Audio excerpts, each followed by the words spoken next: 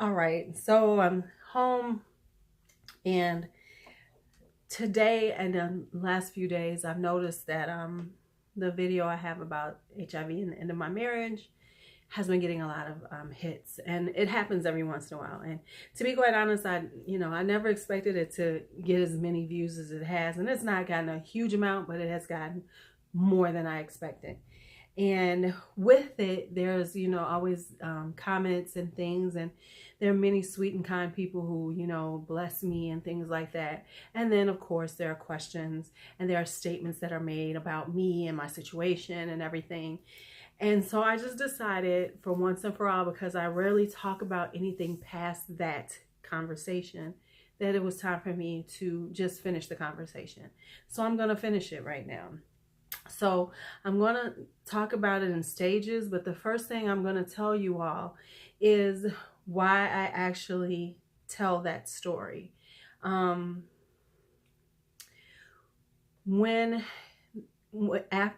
the fact, and I was dealing with it, it was in 2009.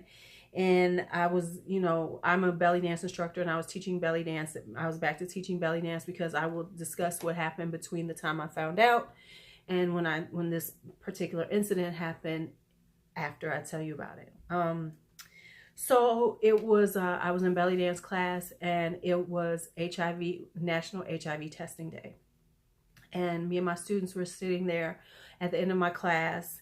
And at that moment, I sat there and I said, please go get tested. It's National HIV Testing Day. Please go get tested. And before then, no one knew, the people around me, my students, no one knew what had happened. I had kind of disappeared for a while, and then I came back to teaching. And so I said, go and I'm asking you all to go and get tested. And they were looking at me kind of strange. And then I explained to them why. And I told them, this is why I want you to go get tested, because this is what I've just dealt with. And this is why I was gone for a while. And so when I did that, I was like, after it was done, everybody was like, oh, the responses, and like many of you have had.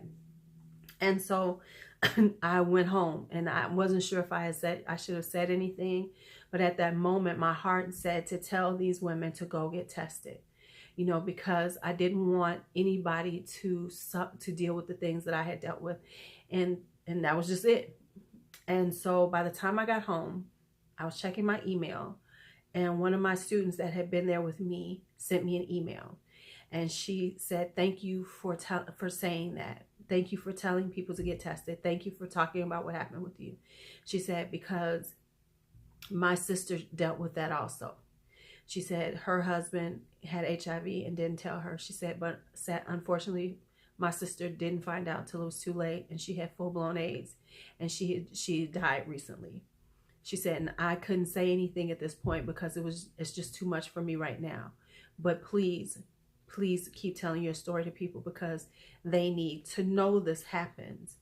And so when she told me that made me understand that I needed to tell that sometimes. So I don't talk about it all the time, but every once in a while I talk about it. And that is the reason why, because that woman told me to make sure I kept telling people that story so that no other woman would become her sister. So that if any woman who heard my voice, or any man or anybody who heard my voice, they wouldn't become her sister, and their lover give them something and never tell them, and they never know. So that is how this came about. So let me just tell you some of the things that I've heard and some of the questions that have come up. So I'm going to try to hit most of them, because I didn't write them down because that's just who I am, but I kind of remember most of them because I've seen them a few times. So let me say this. First off, why did I get tested before we got married? No, it is not. You don't have to get tested in Illinois before you get married. So therefore, that wasn't necessary. Why didn't I get tested with him?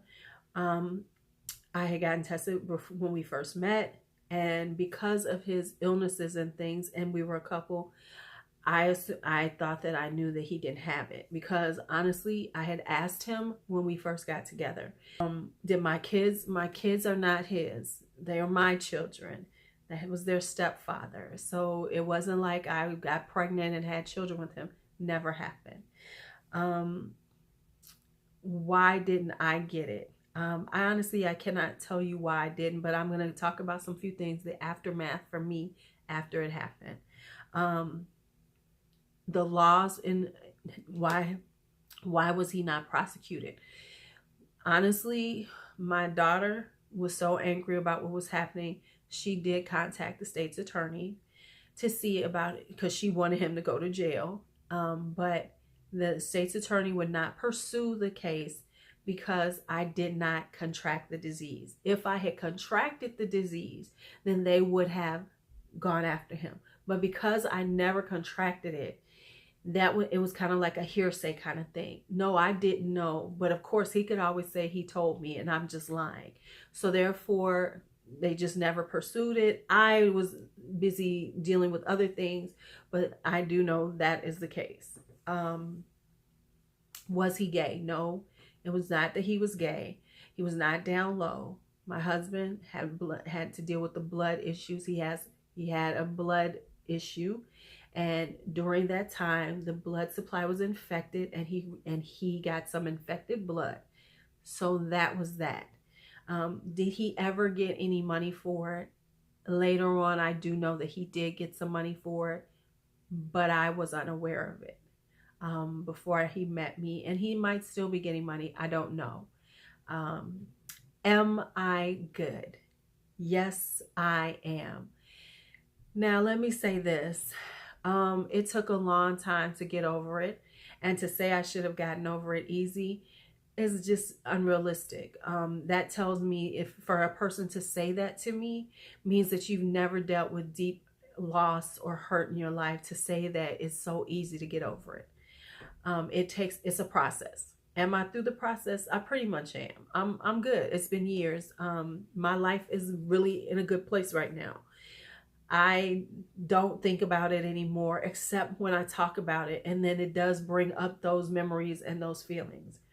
Have I forgotten? Have I forgiven my ex-husband? Yes, I have. I forgave him a long time ago. And I didn't forgive him for him. I forgave him for me, because I needed to forgive him in order to go on and for my life to become whole again. So yes, I have forgiven him. Do we talk? No, we do not. I have not spoken to him in years, but I did forgive him a long time ago.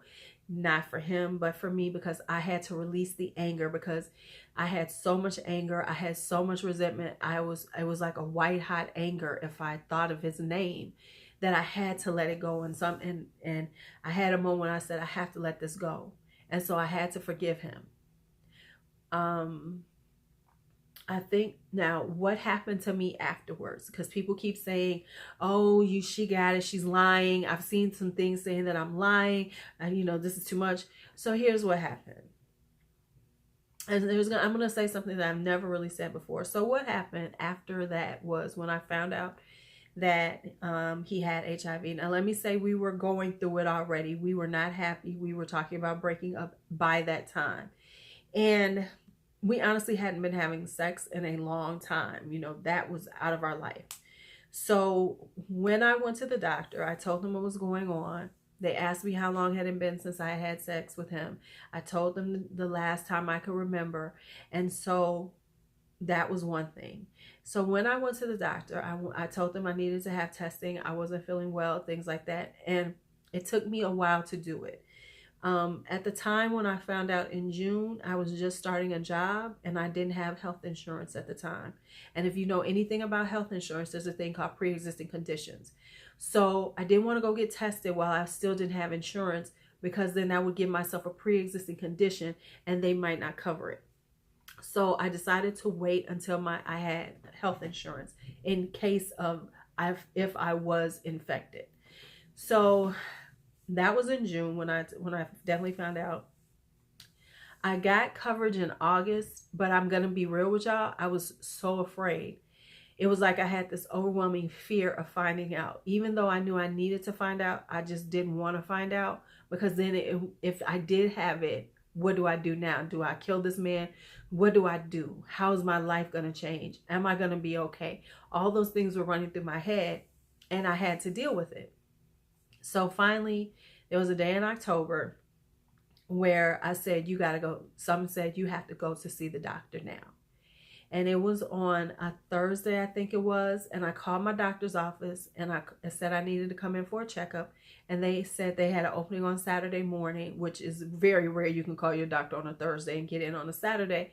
And I went in and I explained everything to my doctor. I told her I need an HIV test. I need a hepatitis C test. I told her everything that was going on. And then she gave me the orders. And I happened to be off Monday because I actually was working in the schools, and it was Columbus Day weekend. So I was off Monday during the day.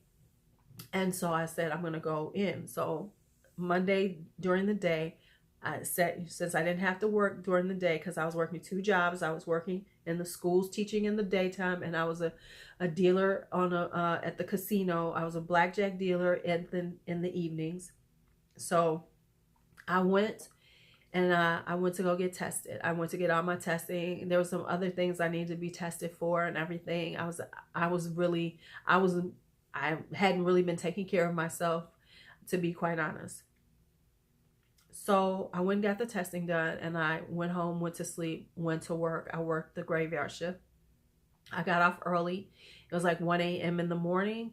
And when I got off work, I went to check my messages on my phone, and had a message from my doctor. And my doctor said, you need to call me as soon as you hear this message.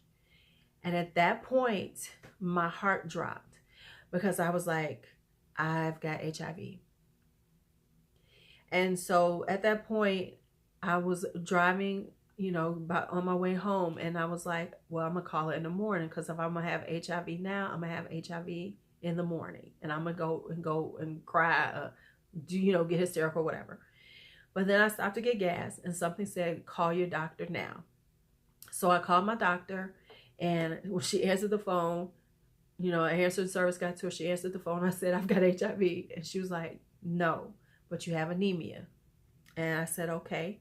And she said, so I said, you want me to go get some iron pills? And she was like, no, I need you to go to the hospital now. I'm having you admitted. What? No one gets admitted for anemia. You go get some iron pills. She said, tell them you're almost at a 4 and you need to be there. So I go to the hospital and I do that, and I wound up being admitted. They gave me a blood transfusion, and the next day things really started getting crazy. I started hemorrhaging from my vagina, and then I wound up seeing a hematologist, and the hematologist was telling me that they needed to do more testing on me and things like that. And so then they decided they would release me the next day, but they needed me to come into her office.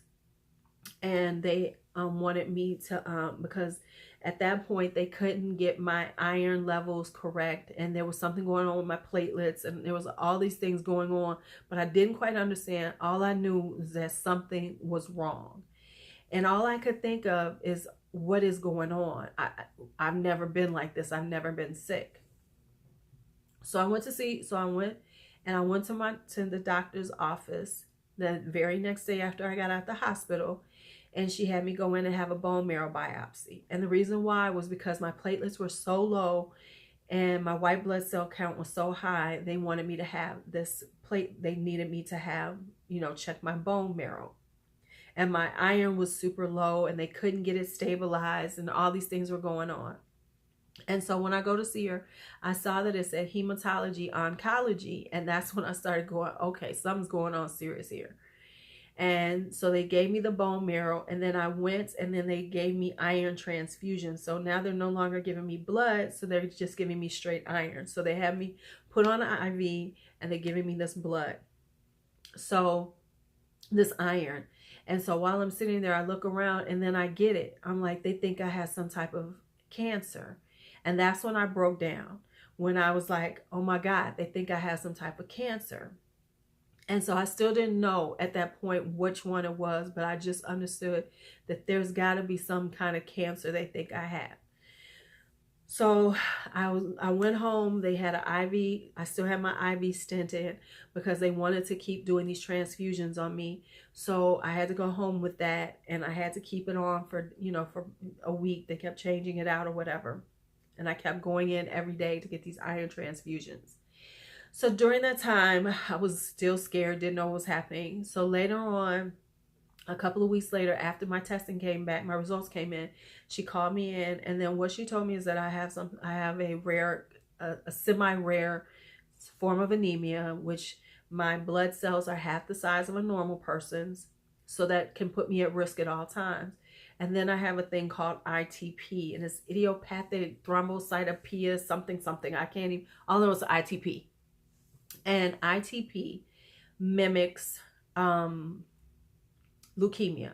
So what it does is that your white blood cells thinks your platelets are, a disease or bacteria or something, and it attacks your platelets, and so you can hemorrhage. And so when I first came in, a normal person's platelets should be at 250,000 to 300,000 parts per whatever. At the time that I came in, I was at about 40,000. So the doctors told me they didn't know how, and my anemia was, and my blood was so low. I barely had blood flowing. I was on the verge of hemorrhaging. My doctors told me they don't know how I was surviving the way my body was. They don't know what was happening. So that was what happened. And during that time, while I was ill, so let me tell you something, because people are saying, oh, she could still have it.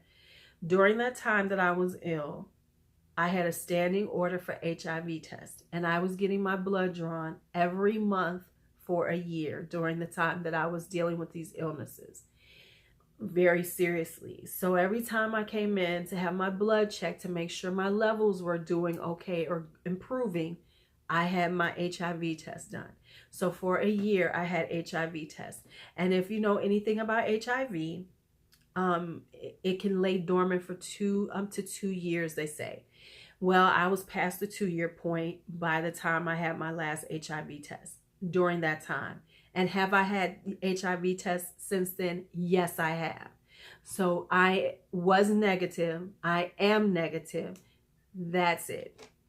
Now, here's something I'm going to say that I've never said out loud. I've never, even though this is something that I kind of believe, and I'll explain something.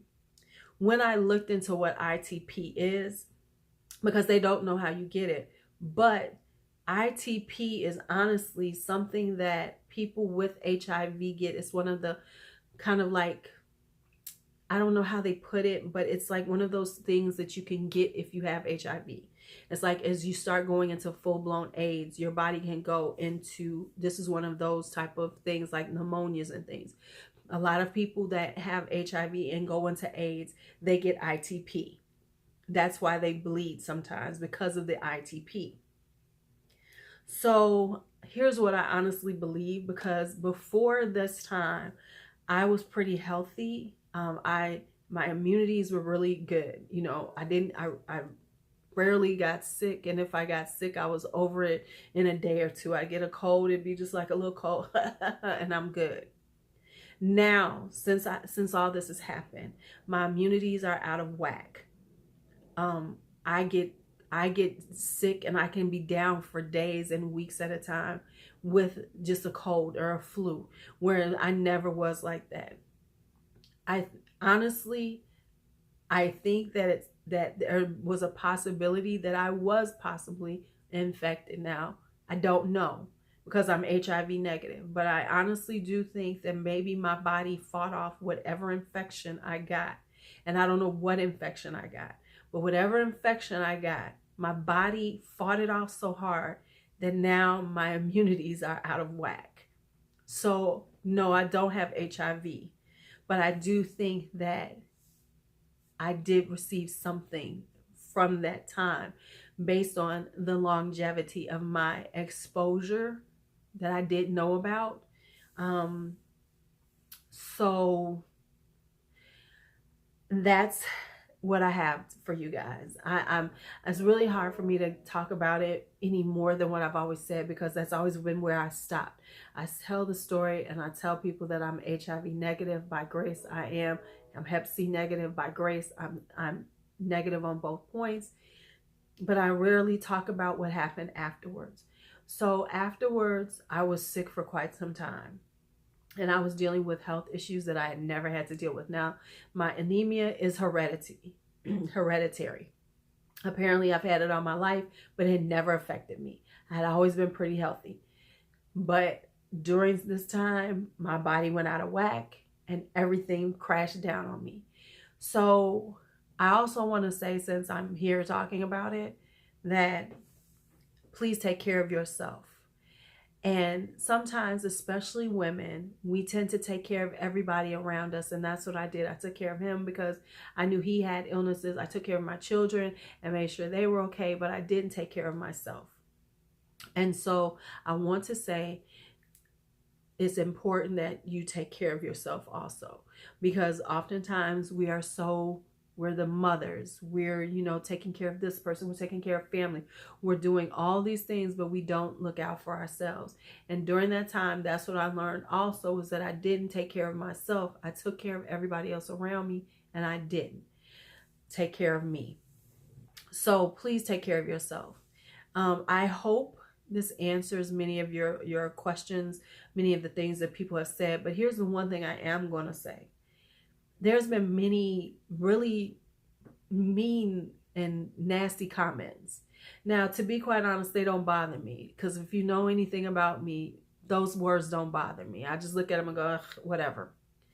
But I'm going to say this to the people who feel the need to say something like that when they hear a story like this, or they hear of somebody dealing with things in their lives and they're sharing it with you, and you feel the need to say something that is so mean, so nasty, that it's to hurt them. Number one, you're not going to hurt me. But let me just tell you something about life. Be careful how you talk to people. Be careful how you treat people, because that mean and nasty that you're spewing out to virtual strangers to make them feel bad will come back on you. Not because anybody's going to do anything to you, but because of the type of energy and things that you are putting in the world. So no matter what the story is, no matter what you think about it, watch how you talk to people, because you don't know what you would do in these situations. You don't know how you're going to react. You don't know what it actually entails until you live it. So please stop being so judgmental. Please stop acting like you know and you can just read and tell somebody about themselves when you have absolutely no clue clearly about life. Because if you did, you would never make those statements to a person, because you would have some empathy, some sympathy for somebody and the things that they go through in life. So I want to end it there, because that is the one thing that I noticed, and I was like, wow, it's a good thing that it does, that I can't be bothered. Because if it did, it would have hurt me deeply, some of the things that people have said. So be good to each other. Be kind. Be empathetic, because one day you might be going through something and you're going to want somebody, maybe even a stranger, to say, I hope you feel better. I hope you're okay. I hope life treats you good. One day you might need that, and you keep putting out this nastiness, you might not get it when you need it. All right, y'all, have a great day. I'm done with this. Now let me just be real. If you come to the end of this, the best I'm going to do on these things is I'm going to heart if you leave some comments or something. If you say something nice or something relevant, I'll put a heart. Am I going to go back over this? I am not. I am done with the subject. My life is good, and it's my past. But I just thought I needed to clear the air and finish it up for once and let everybody know this is the end of it. All right, I'm LuuLuu. I'm out of here.